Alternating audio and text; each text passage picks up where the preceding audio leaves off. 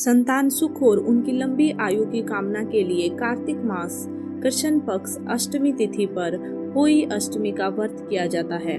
इस साल आज यह व्रत रखा जा रहा है। इस व्रत की खास वजह यह है कि जिस दिन की होई अष्टमी होती है, अगले सप्ताह उसी दिन की दिवाली मनाई जाती है। इस व्रत में महिलाएं निर्जला व्रत रखती हैं। पूरे दिन बिना अन्न जल ग्रहण किए दिन में होई माता की कथा कर रात को तारों को देखकर व्रत खोलती हैं।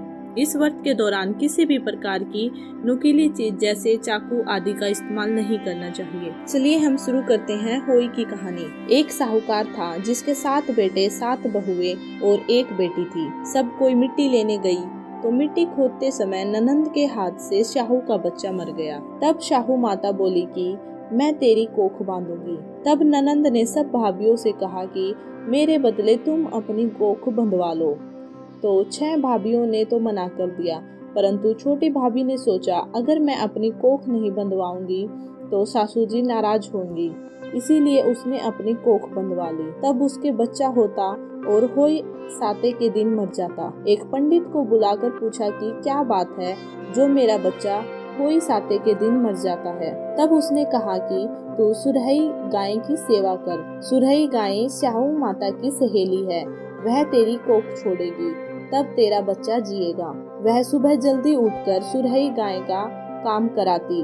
गौ माता ने सोचा कि आजकल कौन मेरी सेवा कर रहा है, मेरी बहुएं तो काम करती हुई लड़ाई करती हैं। तो गौ माता ने सुबह उठकर देखा कि साहूकार के बेटे की बहू है जो सारा काम कर जाती है। गौ माता बोली, तेरी क्या इच्छा है जो तू मेरा इतना काम करती है, मांग क्या मांगती है। तो साहूकार की बहू बोली, मुझे वचन दो गौ माता। तो माता ने वचन दे दिया। तब वह बोली कि साहू माता तुम्हारी सहेली है और शाहू माता ने मेरी कोख बांधी है, सो तुम मेरी कोख छुड़वा दो।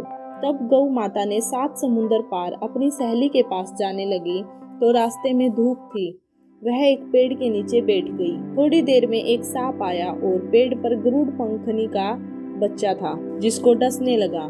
तो साहूकार की बहू ने सांप को मारकर डाल के नीचे दे दिया और बच्चे को बचा लिया। गरुड़ पंखनी आई और साहूकार के बेटे की बहू को चोंच मारने लगी।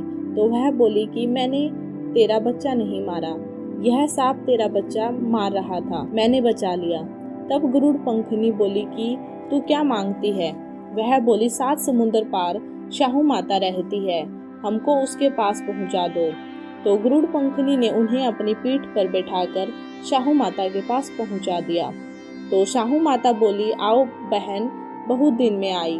और शाहू माता बोली कि मेरे तो सिर में बहुत जूं पड़ गई हैं। फिर साहूकार की बहू ने उनकी सारी जूं निकाल दी। तब शाहू माता बोली, तूने मेरी बहुत भलाई करी, इसीलिए 7 बेटे 7 बहुएं हों। तो बहू बोली कि मेरे तो एक भी बेटा नहीं, 7 कहाँ से होंगे। तब शाहू माता बोली, क्यों नहीं होंगे। तब वह बोली कि पहले मुझे वचन दो। शाहू माता ने कहा, अगर मैं वचन से फिर जाऊं तो धोबी के गांठ पर काकरी हो जाऊं। जब साहूकार की माता बोली, तूने मुझे ठग लिया। तब साहूकार की बहू ने कहा, मेरी कोख तो तेरे पास बंधी पड़ी है। तब शाहू माता बोली, तूने मुझे ठग लिया, मैं तेरी कोख खोलती नहीं, परंतु अब खोलनी पड़ेगी। जा, तेरे घर 7 बेटे 7 बहुएं मिलेंगी और 7 उजमन करियो, 7 मांडिया 7 कढ़ाई करियो। वह घर गई तो वहां देखा 7 बेटे 7 बहू बैठी हैं। बहुत धन हो गया तो उसने 7 होई मेहंदी 7 उजमन किए, 7 कढ़ाई करी। सारी जेठानी बोली कि सब जल्दी जल्दी पूजा कर लो, नहीं तो वह रोने लग जाएगी।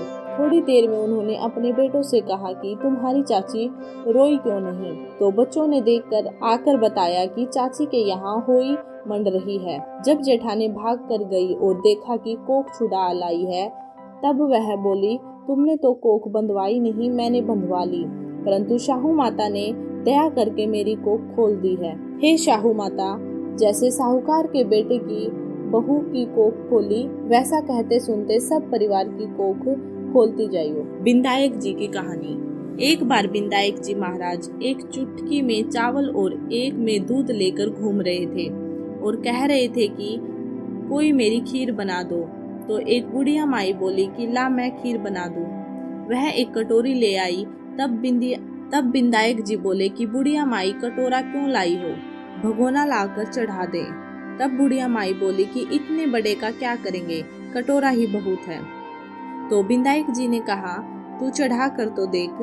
तो बुढ़िया माई ने भगोना चढ़ा दिया और चढ़ाते ही वह दूध से भर गया। फिर बिंदायक जी ने कहा मैं बाहर जाकर आता हूँ तो तू खीर बनाकर रखियो। खीर बनकर तैयार हो गई, परंतु बिंदायक जी महाराज नहीं आए।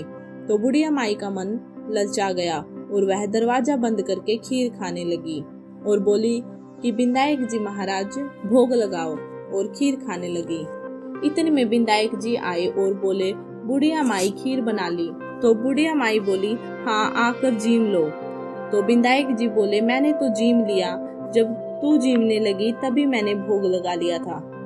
तब बुढ़िया माई बोली कि तुमने तो मेरा पर्दा हटा दिया, परंतु किसी और का पर्दा मत हटाना। तब बिंदायक जी महाराज ने खूब धन दौलत भर दिया।